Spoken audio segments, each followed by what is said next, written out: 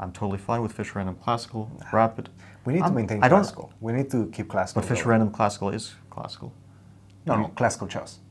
Like normal chess. I just don't understand. Like, I understand that there's Not a place, Fischer Random. but I don't see why. It's just two different games. It's not two different in games. my opinion. GST Croatia, super united, rapid and blitz. Big news was that Magnus withdrew for personal reasons. Let's say FIDE at some point gets a sponsor. Let's just say that they get sponsored by, I don't know, Intel. Sure. Who has actually been involved in chess before, right?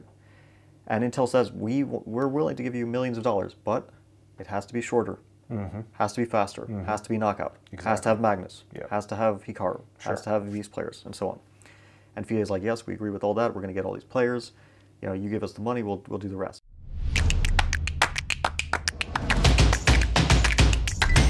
Boom! Welcome back, everybody, to another C-Squared podcast episode. We are no longer outside, no longer in Bucharest, Romania. We're in Zagreb, Croatia. It's the Europe tour of the Grand Chess Tour. Bucharest was fairly successful, despite a pretty difficult last round. We'll talk about that in just a second. First of all, how are you feeling right now? How was your travel? Travel was not easy. Lufthansa. It's not don't take Lufthansa. Don't take Lufthansa. Yeah, this is an anti-Lufthansa. I'm not getting Lufthansa sponsorship. This is the opposite of a sponsorship of Lufthansa. Don't take them. That's a bit unfortunate. Yeah. I thought they were a decent company. I don't know what good airlines there are, but they're the one that I've had like the worst experiences with, probably. We've had a lot of problems with airlines in general. We've addressed this actually on the podcast like a year ago or something like that. Your luggage got lost. No, it wasn't. It was just like they're always delayed, and then you miss your connection, and then you have to, wait. I mean, it wasn't like a disaster. We were just like 7 hours delayed. Where was the connection? In Frankfurt. This might be also because of the Euro 2024. No, it was some like plane thing, something with the plane. So it wasn't busy. The airport was not busy. I mean, Frankfurt is always busy. It's like the central hub in Europe, I guess. But it had nothing to do with that. I mean, we were delayed going to Frankfurt. There's just something with the plane. It didn't even have to do with too much traffic. Just something with the plane. They couldn't or didn't feel like taking off before addressing it, I guess. Now that this idea just came to my mind, what if we organize a bus tour from Bucharest to Croatia whenever we have these connecting tournaments together? We get all the players on a bus and we do a bunch of stops and a bunch of, appearances with the players, and then we bus them to the next stop. It's about a 12-hour drive from Bucharest to Zagreb. It's not that bad, actually. Yeah, it's not the worst. Like for Americans, it's people drive everywhere, to state, and yeah, basically. It doesn't sound crazy. I don't know if people really like drive cross country in Europe that much, but yeah, it's not like unmanageable to do 12 hours. I don't think that players would do it anyway. I mean, it's still quite a long trip, and you can just take. But it's almost the same on the plane. Okay, obviously not exactly the same. But like for us, it was about the same because we were so delayed. But normally it was supposed to take about like 6 hours door to door, I guess. Okay, you're doubling your trip. I don't know. I mean, maybe some people will be a bit worried about safety. Safety, I would say. Convenience, definitely. I would say the bus is more convenient, just for the simple fact that you can walk around. It's not that crowded. You can chat with. You have all the players. You can chat with them. Sure, but no, I mean safety is like it's still not a big concern, but definitely driving for a long amount of time in a bus, it is less safe than flying in a plane. Yeah. Supposedly. Okay, let's talk about the tournament. It's just statistics. Ask Kramnik. just check the statistics. We'll get to Kramnik in just a second. All right, let's talk about the tournament. I think when we recorded, you were on +2, halfway through. Second half, it was pretty boring, I'm not gonna lie. At some point, it was 29 out of the last 30 games, and I might be exaggerating, I might be one round off, but it was either that or like 24 out of 25 of the past games draw. Everybody was going crazy. Like the fans, everybody on Reddit was going crazy. We were kind of in the studio, like, what do you need to do to win a game?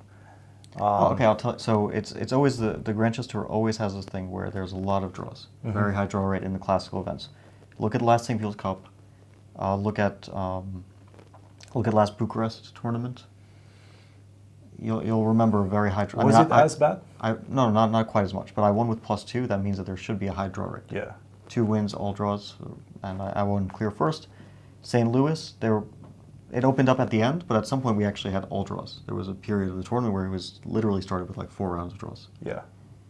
And then stuff began to happen, and also it was a bit of a weird tournament because Duda, for some health reasons, was forced to withdraw, unfortunately, and he couldn't complete the tournament. And so it was a weird tournament. But so the question is, why these tournaments in particular? Why do you not see this in, for example, Wijk aan Zee? I think there's a few reasons. One is that, generally speaking, the tournament opens up the longer it goes because people get tired, and Wijk aan Zee tends to be a long tournament. 13 rounds. The other thing is that you do have some players that could be viewed as potential targets to get a win. Yes. Those players might be between 2,600. 26 sprinkled. Yeah, to the like mid 2,600 range. They're still very good players, but if you need to like win Wijk aan Zee, you're probably going to think, okay, I need to take my chances against these people. And we saw that backfire in Wijk aan Zee. We saw that when Ju beat Alireza. I think also was very close to beating some other top players, or perhaps also beat some other top players. And so that can backfire because they're also very strong players. You take your chances. Maybe it's even a good decision to take your chances, but then maybe you lose. So you see that sort of disparity. While in the Grandchess Tour, you only have one person who was below 2,700. It was Deac. Yes. And he's a very solid player. Like, how many games did he lose? 2 in the end? -2, I think he finished, 3. Right? He lost to me. He lost to Gukesh in the first round. And I think that was it. I want to say that was it. It's possible. I mean, there were so many draws in the second half that I cannot remember him losing another game. Yeah, so with white, he did not get in any risk. With black, of course, it's a bit more risky. I can't really think of anything else off the top of my head. Like, he was very close to getting in serious danger against Noterbeck in a long end game. But yeah, maybe it was -2. -2, yeah. And so the other reason is because the time control was rather long. People are really well prepared these days. And the mix of players are players who do actually tend to have solid repertoires. It's not even about age. I'll give you some examples. Very young player like Gukesh has an extremely stable repertoire. Yes. Like the Berlin, very much main lines after d4 and very well prepared and solid. And brings a coach and doesn't really, which actually makes sense, doesn't take risks, because at this stage, when you're preparing for a match against Ding, it's very, very good strategy to play a match without like risking getting into bad positions. Yes. It's a bit of a matter of taste, but for him it makes a lot of sense. Also, he was probably not using his main ideas.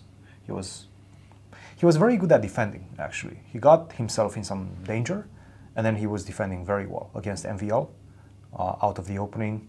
Lots of pressure. It didn't feel right. His position, I definitely thought that MVL might be able to score. He just defended tenaciously. And the thing is, he was defending with very little time on the clock. Mm-hmm. Yeah. Well, which was quite impressive. The kids are good defenders. Gukesh, Prague, good defenders. Yeah. I don't know if I should call them kids. I mean, they're already top players. I don't Prague is 18. Yeah, Gukesh is 18. I don't mean it in a derogatory way, of course. Just the younger players, they are very strong already, and very well prepared. I think that Prague is exceptionally well prepared as well. He is a little bit more risk-taking than Gukesh, in my view. Way more. But still, if he wants to play solid, he's very much capable of it. And for most of the tournament, he was trying that. You actually saw in the last round against Alireza, they both started to take some risks. Najdorf happened. Oh, yeah. It ended up being a draw anyway, but that is somewhat of an accident. Like, it was more likely to be decisive, I think. Alireza was just completely winning. I think that was just a mix of Alireza not converting, Alireza getting in time trouble. So I think with enough time, he would have converted that. But yeah, in time trouble, to be honest, anything could happen. Which, to my understanding, before the event started, not having a second time control, I really thought that that's going to incentivize more decisive results. but you have so much time at the start. And then once you get into time trouble, very often the position is simplified. Yeah, yeah, that was the problem. And also, time trouble can work in the other way, where people spoil winning positions. Yeah. Like my game against Wesley is a good example. The Ali Reza game against Prague. There are some other examples as well that don't come to mind immediately.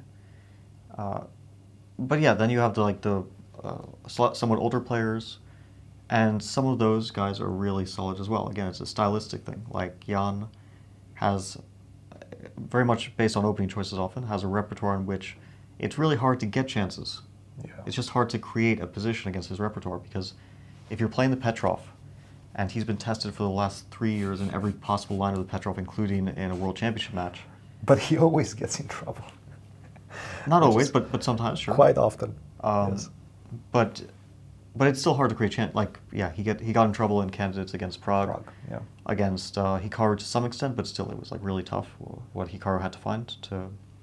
I mean, very complicated. Prague's advantage was easier to convert, and yeah, he got in trouble against Gukesh and candidates. But in general, he has a repertoire where it's really hard to find ideas. And then he surprised me, and I just I don't know what to, I mean, he surprised me in a way in which we're going for like the most boring line. I didn't want to do that, but just the way the game was developing. And Anish, Maxime as well. Like, Maxime is not known as a guy with like super solid openings, but if you look at his wide openings, he does go for very theoretical main lines which have a higher probability of going to positions where both players know it, it's kind of simplified and so on. With Black, he is a bit more risk-taking, but if you look at his actual accuracy, the most accurate players in the tournament by cent upon loss were Jan and Maxime. Did they both finish with 9 draws? Yeah, yeah. That's crazy. And that's actually crazy. The two least accurate players in the tournament, I think, they were even lower than Deac from cent upon loss. Were you? No, it wasn't me. I wasn't the most accurate, but I wasn't the least accurate. Maybe Ali Reza. No. Must be Ali Reza. It was Pragnanta and Gukesh. 2 players who tied for first place.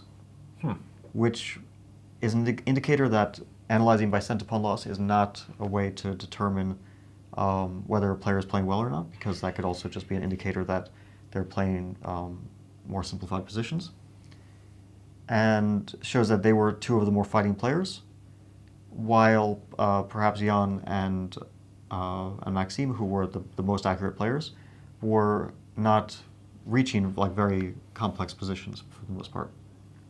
And I was somewhere in the middle, like in terms of accuracy, not the most accurate, not the least accurate, with a decent level of complexity, and one very clear weak moment at the end of the tournament. A very bad game against, from my side. Anish played well, but from my side, a very poor game. Yeah, what happened in that one?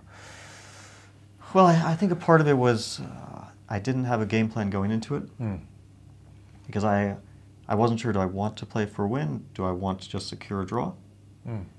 So I kind of went on middle ground. I was like, I'm not going to try to go crazy, but I'll just try to get a position which can be played. And that Anish was on poor form and had a poor result, -1.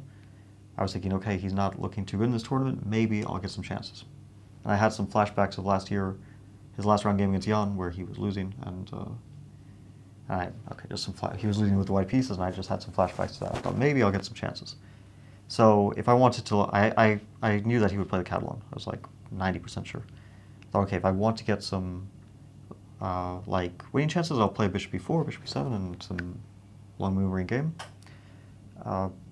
And if I want to make a draw, then I'll play some like very direct line against Catalan, try to force a draw. So that was my thinking. But then during the game, he surprised me a bit. I wasn't too familiar with the line, and it really like affected my confidence for that game. And I started to feel very uncomfortable early on, which was also justified by the position because it wasn't very good. But then he misplayed it a bit, and I equalized fully, which I kind of felt, and he also felt. I spoke to him after the game, that basically Black had no longer has any problems. But at that point, my confidence was dented, and I wasn't sure. Like I kind of feel it's equal, but I'm hesitating too much and getting like less and less confident, and then started to make some like decisions that were too heavy. Somewhat to my eyes, it never looked fully equal for the simple fact that your pawn was on G6, and I really felt that long diagonal is going to be extremely weak. Like you had that weakness, and then you also had the isolated pawn on d5. Like you had to create some sort of dynamic to get full equality, and I just, especially with the clock dingling down, I don't feel like, I felt you were in danger, basically. There were some factors in the position that you mentioned that, yeah, made it strategically dangerous.